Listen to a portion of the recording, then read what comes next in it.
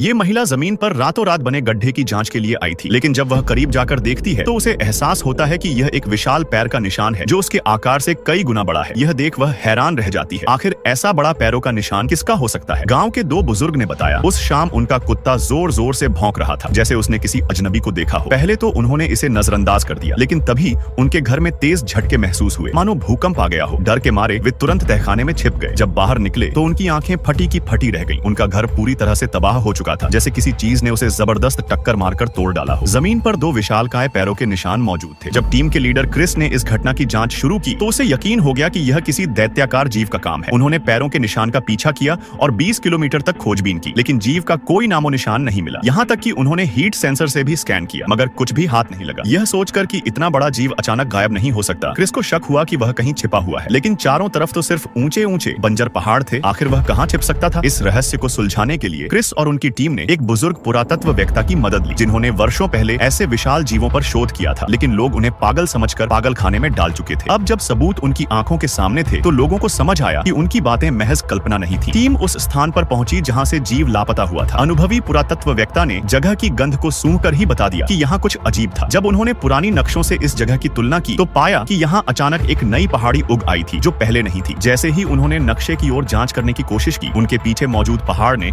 अचानक अपनी आंख खोल दी।